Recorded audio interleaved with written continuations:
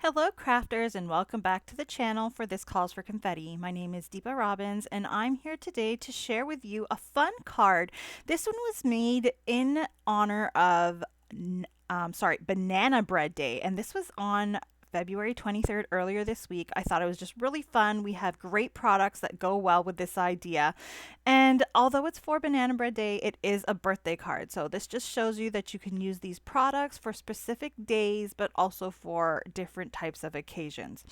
So these are the products we're using today. Let's take a look. I've got the stamp and metal dies that are for the Bananas About You set. I've got Alice's Story Birthday Sentiment set there, just the stamps, and I've got the Arch Lattice Circles die. I've also got the Painted Patterns paper pad, and this one is 5.5 by 8.5, which is really nice because you get all of these different patterns, and you can basically, from each sheet, cut out, I think, you can cut out two A2 size backgrounds from each of these sheets. So I've mentioned in my past video, anytime we have pattern paper sets, I like to go over all of the papers included, because if you are new to the channel or this brand, it is nice to kind of see what's included if you missed it when this was first released.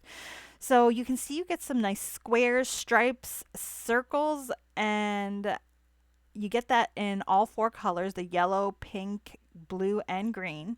I think I'm going to go with the stripes in yellow because we are going to be stamping out bananas. And keep in mind, this cardstock is nice and thick and it has a bit of a gloss to it. So this video is all about stamping on pattern paper. Now, if you don't want to color, pattern paper is amazing. This pattern paper set's amazing for adding these different colors.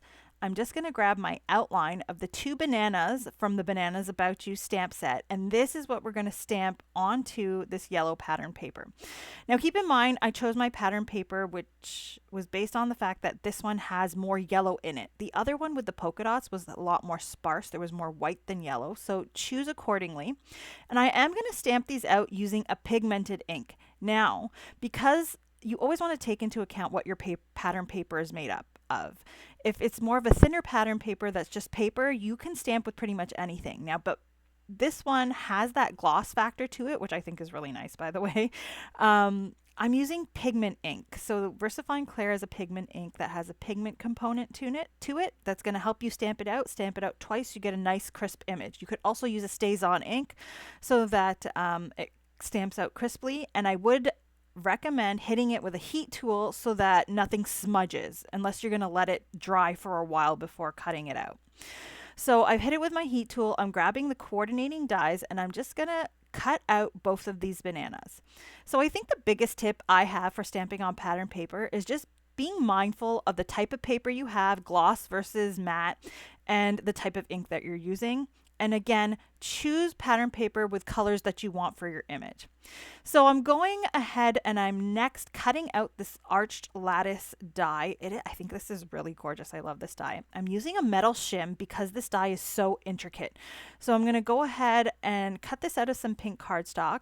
I'll put my shim behind my plastic or my acrylic pad and then put the other acrylic pad on top.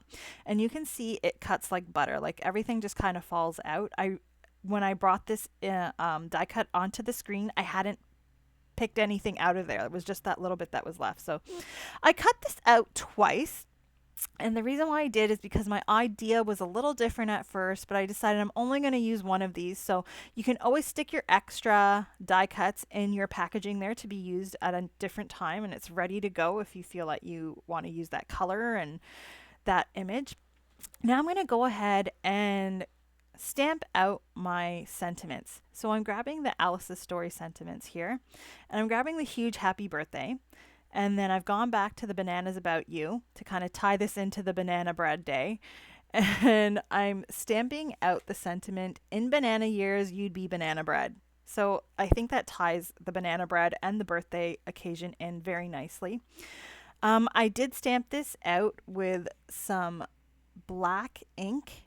And the first time I stamped the smaller sentiment there, it looked a little bit smudged, so I'm just going to stamp it out again.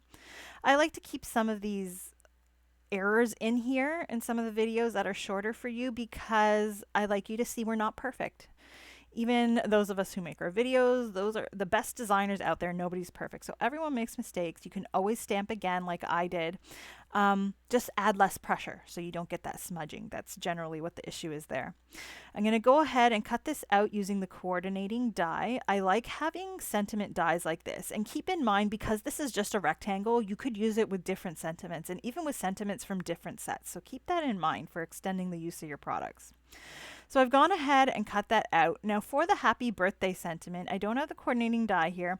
So I'm just going to go ahead and cut out a strip, and I'll cut that out as straight as I can because I am using scrap paper. You'll notice my yellow paper is scrap. It wasn't exactly straight. So I'll try my best to cut this out as nicely as I can so that I get a nice straight banner that's just thicker than the first one because the font and the type is larger. And I am going to cut the edge at an angle here. You'll notice I tend to do this for a lot of my sentiment strips because I just like to give them a different look because I already have a straight edge there with the smaller sentiment. So now we're going to start layering things up here. And I've got some brown cardstock that is cut down to 5 1/4 by 4 inches. So I get a 1/8 of an inch border around my card base. And I've added that's just a white piece of cardstock there. I've just added a little rectangle there on the edge. I'm now going to attach the lattice arch die cut there. And I'm putting it sideways rather than upright, just for some fun. And I like the layering effect here. It brings together the different colors. I think the white kind of breaks up the brown and allows me to kind of put down my bananas so that they're not kind of lost in the brown in the background, but the brown adds with the brown and the yellow banana, so I think it all just comes together nicely. Tell me what you think in the comments down below. So I'm just going to stack these bananas here. I like to kind of play around with my placement before I start gluing things down. I think that that's just the fun of creating.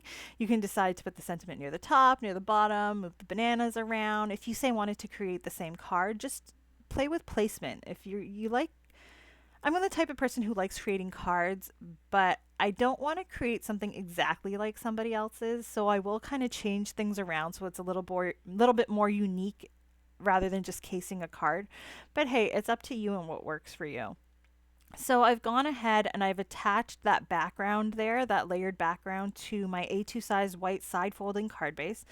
As I mentioned, you get a 1/8 of an inch border around there. And I'm attaching my sentiment with some foam strips. I think I mentioned in my last video, I like adding dimension where I feel fit. So I want that sentiment to kind of pop up a little more because it seems a little bit more plain compared to that beautiful arched lattice background there. Same thing with the bananas. I want them to pop a little, so I'm going to add them there with some foam adhesive. If you're sending your card in the mail and you don't want to add any extra dimension, you can go ahead and do that as well. You can always adjust the design to work for you. I've added my foam on both of my images, and then I kind of like to place them where I think they're going to go. You can always move them around a bit, but don't press them down flat until you're sure you got them where you want. Now for my sub sentiment, I'm going to prop that up with some foam as well. And the reason why I'm using foam for the sentiments and the bananas is because the background is a little bit busy. I have some layers there, so I felt I needed to do that. Now I've got these 2 sets of confetti, and these are really fun. So I've got the banana slices in the clay pieces, and then I've also got some glitter confetti here in platinum.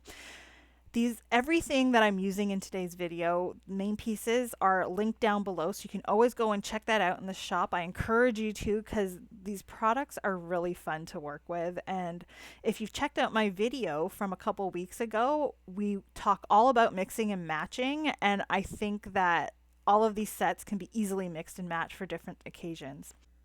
So I'm going to go ahead and mix and match the little banana clay bits here and the glitter confetti in order to create a fun background. And I'm adding an odd number because this is always aesthetically pleasing to the eye. And that's pretty much my card for today. So I hope that you've liked this idea. You think that this card is fun. Don't forget to like and subscribe and check out the products in the description if you're interested.